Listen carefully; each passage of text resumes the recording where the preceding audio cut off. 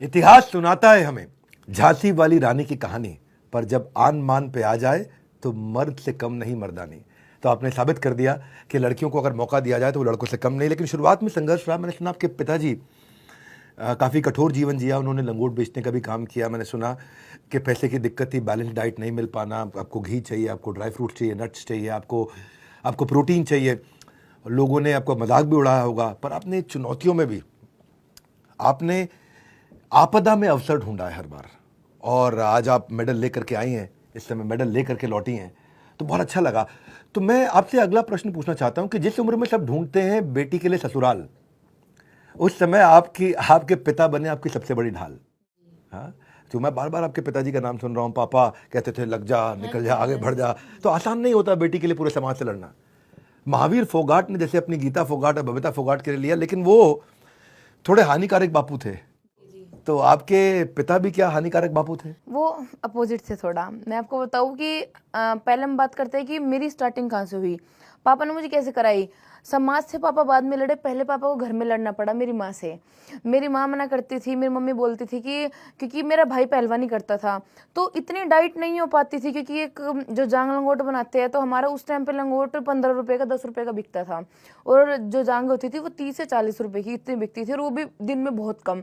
तो मम्मी ने बोली कि देव पहलवानी करेगा, तो फिर मेरे पापा बोले कि नहीं, दिव्या में वो टैलेंट है, मैंने इसको देखा है, ये अखाड़े में जाती है, सिर्फ दाल रोटी खाती है और उसके बाद भी इतनी मेहनत कर रही है। तो मैं अखाड़े में गई, सिर्फ मैंने मात्र 6 या 7 दिन करी होगी, और पापा ने हमको मट्टी में मतलब छोड़ दिया कि तुम दोनों जोर करके दिखाओ। मेरा दिमाग पता नहीं ऑटोमेटिक कितना चलता था, मैंने उसको हरा दिया। अखाड़े में एकदम ये हो गया कि दिव्या तो अभी आना स्टार्ट हुआ है, और मेरा भाई 1.5-2 साल से जाता था।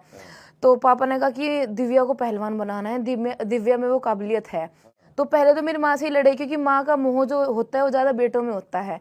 तो मेरे पापा तो फिर उस टाइम पे मेरे भाई ने भी बहुत समझदार दिखाई। भाई ने कहा कि मेरे मम्मी को समझाई, कोई बात नहीं, हम दिव्या को पहलवानी कराएंगे, और दिव्या भी हमारा भाई है, आप ये मत सोचो कि भाई कर रहा है बहन कर रही है।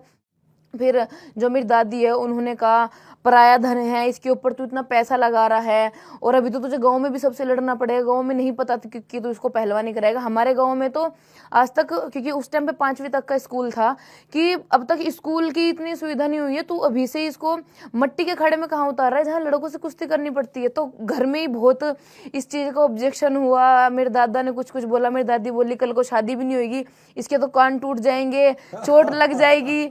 तो इतना सब कुछ मेरे मम्मी पापा को कहा, तो फिर पापा ने कहा नहीं, अब मैं पहलवानी कराऊंगा।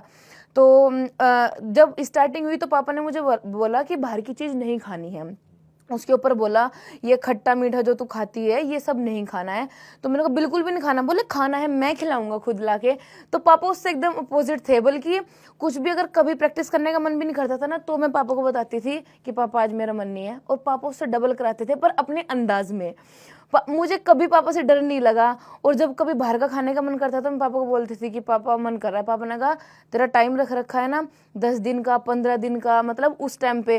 तो बोलते थे कि दिव्या को आज बाहर का खिलाएंगे। ये कर करके इतनी मेहनत कराते थे, फिर मेरा मन ही नहीं करता था बाहर जाने का। फिर महीने 2 महीने में जब उनको लगता था कि अब तो ज़्यादा ही मैंने बच्चे को खींच दिया, जब जाके खुद साइकिल पे मैं आगे, मेरे दोनों भाई पीछे, और पापा साइकिल चला के जाते थे। और गोलगप्पे और टिक्की जो जो खाना, सिर्फ दो ये खाएगा, 2 दिख, तुझे तो पता ही है पैसे कम है। मैंने कहा मुझे पता ही है 5 रुपए का ही आएगा, जब भी आपको नहीं खिलाना। तो बिल्कुल अपोजिट थे। तो प्रैक्टिस भी कराते थे, और एक दोस्त की तरह जो रहे। जो सबसे बड़ी जो चीज़ है, आज मैं यहाँ पे क्यों हूँ, सबसे बड़ा कारण ये है कि लड़कियां ना एक टाइम पे आके भटक जाती है, उनको वो राह नहीं मिलती, कोई दोस्त ऐसा नहीं मिलता। पर मेरे पिताजी ऐसे थे कि दोस्त थे मेरे, उनको मैं खुल के सब कुछ बात बताती थी, कुछ गलत किया, सही किया, या आगे क्या करूँ। तो मेरे फादर ने मुझे आज यहाँ तक पहुँचाया है। कुछ गलती हुई है तो वो सब चीज़ का समाधान उनके पास होता था। Fantastic guys, lovely. Round of applause for her father.